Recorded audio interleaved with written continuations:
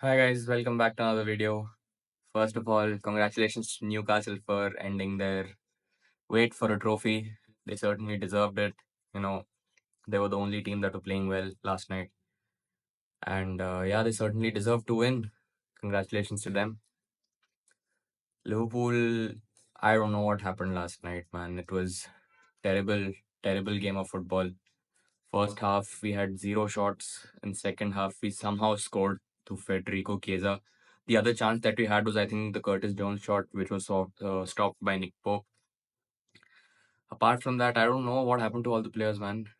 Salah couldn't do anything in that game. Our whole front three, in fact, not only Salah, Jota, his time's up with the club and he should be sold in the summer. Diaz couldn't provide anything. He was the only one who was running in the team. Midfield looked tired. We weren't physical enough against the Newcastle midfield of Joe Linton, Bruno Guimaraes, and Tonali. They kept winning their duels. They kept pressing us high, you know, sat deep to prevent us from creating anything. And they eventually got their opener through Dan Burn. The surprising thing is that Slot, or whoever decided that McAllister should mark Dan Burn. McAllister is 5'8" and he's marking 6'7" Dan Burn. It looked terrible when I was watching it live.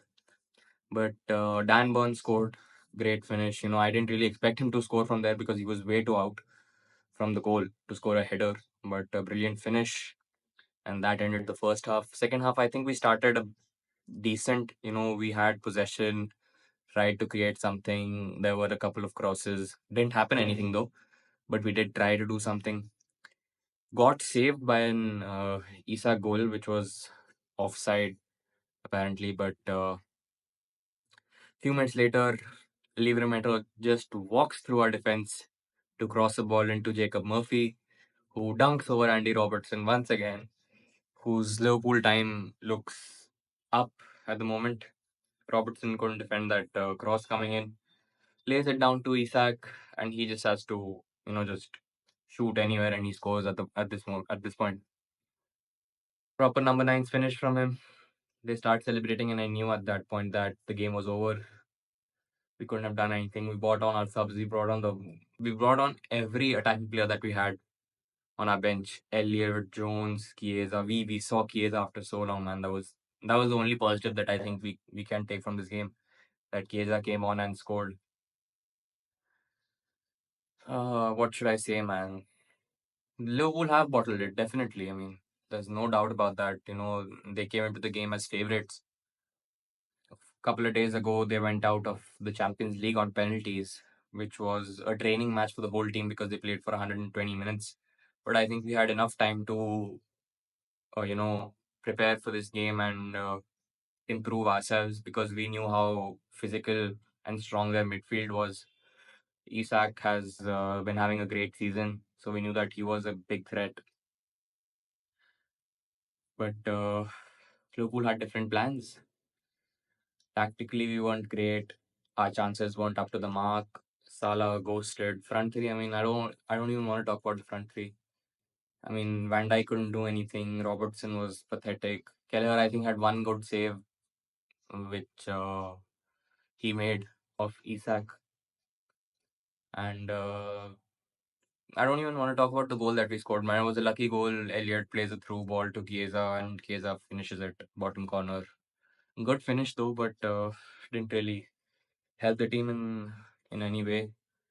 If it would have been an equalizer, that certainly would have meant something for the team. But it was a consolation goal that we scored, and Newcastle win the Carabao Cup 2025. And now, if we keep playing this way, the 12-point lead that we have doesn't mean much to us because Arsenal look good at the moment. They're scoring goals. I mean, they won recently versus Chelsea, dominate the game, didn't allow Chelsea to get a lot of possession. But we have an international break coming up, and there's no better time for an international break because the players will be going away. And I think Slot needs some time off. The players need some time off. He'll be playing for the international teams 2 weeks, and then I think all our focus shifts to the Premier League, the last 9 games. And if we play this way, then certainly those 12 points mean nothing for us because we'll bottle that too. But I hope that doesn't happen. There's nothing much to say about the game. It's just a sad result for the team. And it just shows the lack of depth that we have. I mean, we need to score goals and we bring on Nunez, man. I'm not blaming him for the loss, but I don't think he's much of a difference maker. And we require a lot of signs in the summer, given that Trent, Salah, and Van Dijk haven't even signed the contracts yet. We need a new left back for Robertson. We need a number nine, a proper number nine. We need a midfielder for depth because we've seen how tired so was like McAllister and Gravenberch looked. A midfielder for depth. These are the three players that we need. And if Trent, Van Dijk, and Salah leave, there are three other replacements that we need to line up for them. So I mean, the club is in a difficult spot at the moment, but I believe that we'll turn things around. Winning the Premier League in slots first season would be a wonderful achievement, but I think it would have been even better if we would have won the Carabao Cup as well because we certainly were favourites. But that's it. We can't sulk over the loss. We just have to learn from it and hope for the best for the upcoming PL games. And hopefully Salah picks up his form. Our whole front three starts scoring, and yeah, we win the Premier League title. That's all for this video, man. I don't know what to talk about because we didn't have anything to do the whole game. Congratulations to Newcastle again. They've ended their 56-year wait for a trophy. And yeah, always remember you'll never walk alone, Reds.